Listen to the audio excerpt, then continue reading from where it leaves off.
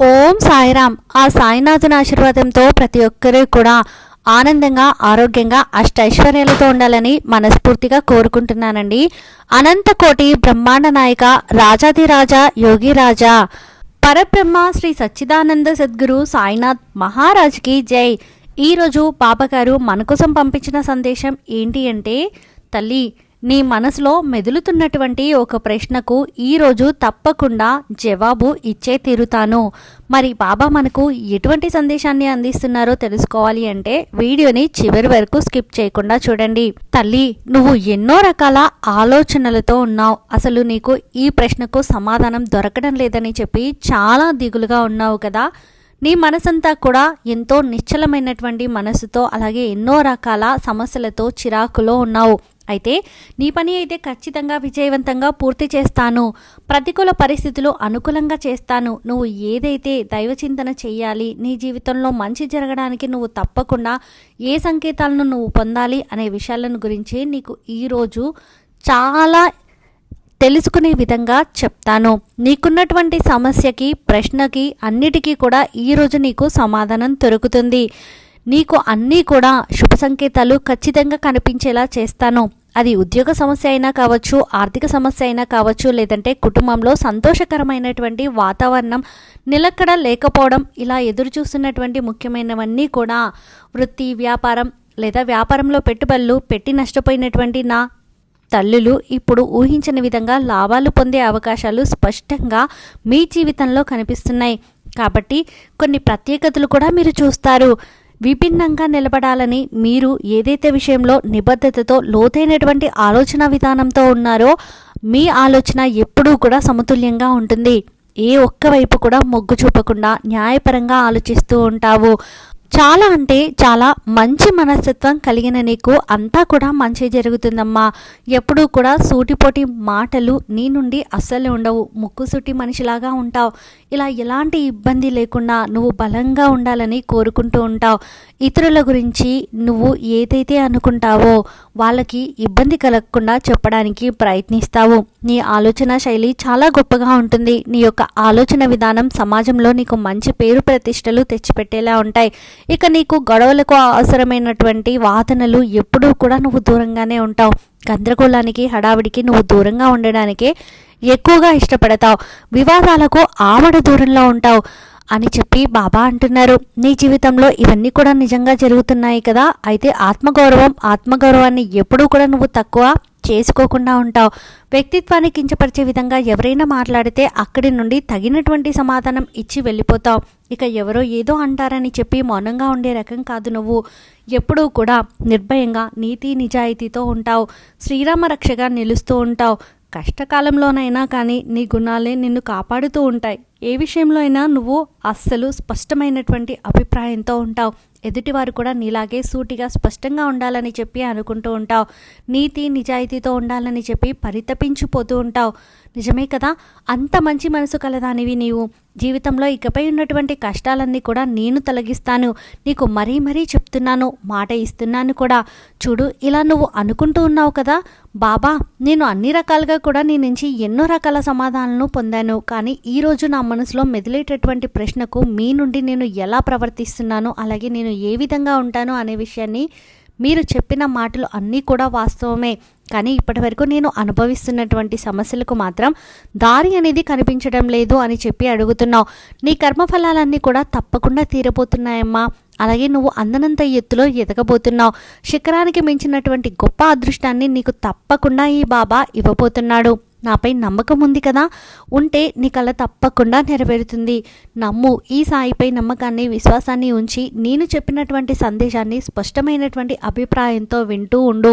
ఎదుటివారు కూడా నీలాగే సూటిగా స్పష్టంగా ఉండాలని చెప్పి అనుకుంటూ ఉంటావు కదా.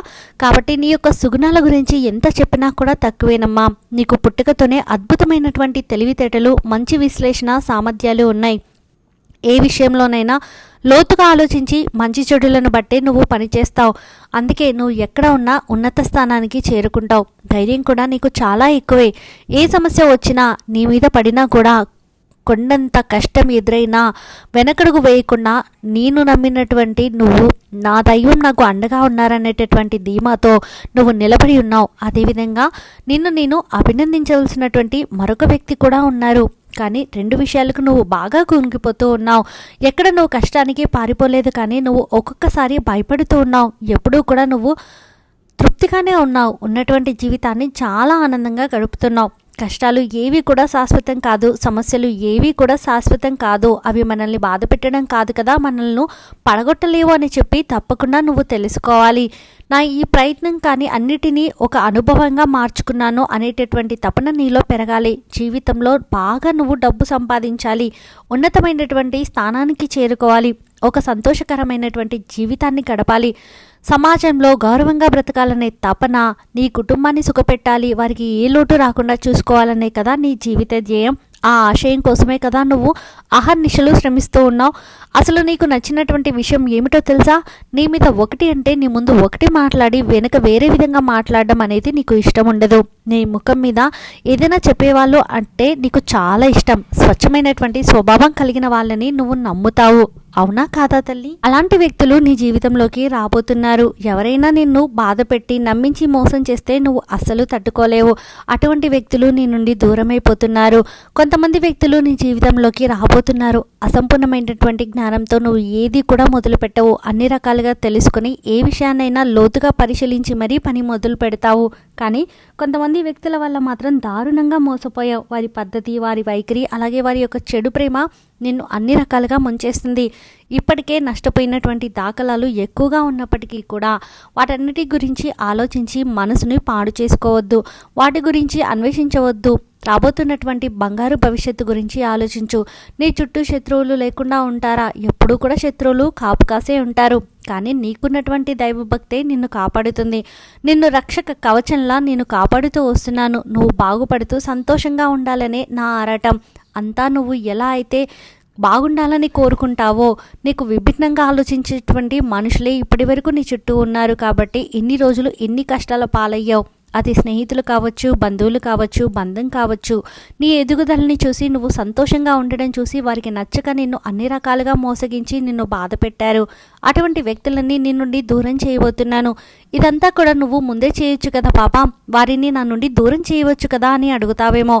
అటువంటి వ్యక్తులు పరిచయం అయినప్పుడే ఎవరు ఏంటి, ఎవరి స్వభావం ఏంటి అనేది నీకు అర్థం అవ్వాలని చెప్పి ఇన్ని రోజులు కూడా నువ్వు నిజమేంటి, అబద్ధం ఏమిటని తెలుసుకోవాలనేదే నేను చేసినటువంటి ప్రయత్నం.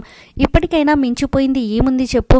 కింద పడినా కూడా నేను చెయ్యి అందించి నిన్ను పైకి లేపుతూనే వచ్చాను కదా. నిన్ను ఎక్కడా కూడా బాధ పెట్టనివ్వలేదు కదా. కొన్ని క్షణాలు నువ్వు బాధపడినప్పటికీ కూడా నిజ నిజాలు ఏంటనేది తెలుసుకోవాలనే, అలాగే పరిష్కార సామర్థ్యం పట్ల నువ్వు ఏ విధంగా ఆలోచన విధానం మరింత ఎక్కువగా పెంచుకుంటావు అనడానికి ఈ కష్టాలు నీకు మంచి గుణపాఠాలు. కాబట్టి నీకు ఏదైతే కష్టాలు వచ్చాయి, సమస్యలు వచ్చాయని చెప్పి నువ్వు ఆలోచిస్తూ దాని గురించి బాధపడుతూ ఉన్నావో, దానివల్ల నేను మరింత రాటుతేలాను అని చెప్పి మాత్రం ఏమాత్రం ఆలోచించడం లేదు. చూడు, నిన్ను ఎవరైతే కించపరిచారో ఆ వ్యక్తులే నిన్ను క్షమాపణ వేడుకోవాలి. నీ అనుభవాలు నీకు పెద్ద గుణపాఠాలు నేర్పాలి. నువ్వు పడినటువంటి కష్టాలు నీ బిడ్డలు పడకూడదని నువ్వు కోరుకోవాలి. అందుకే నువ్వు భవిష్యత్తు కోసం బలమైనటువంటి పునాదిని వేసుకోవాలి. కుటుంబం అంటే నీకు ఎంత ప్రాణం అనేది నాకు తెలుసు. వారి కోసం ఏదైనా చేయడానికి సిద్ధంగా ఉంటావని కూడా నాకు తెలుసు.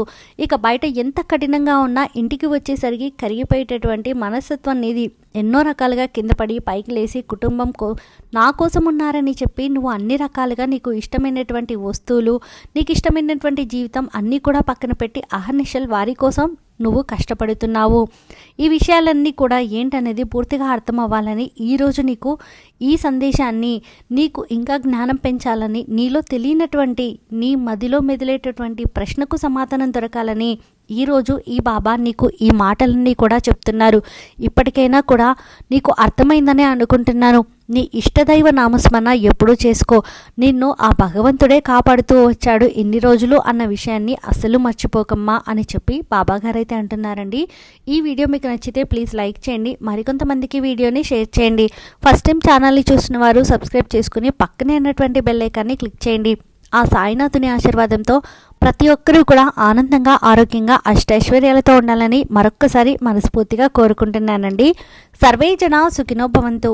ఓం సాయిరామ్.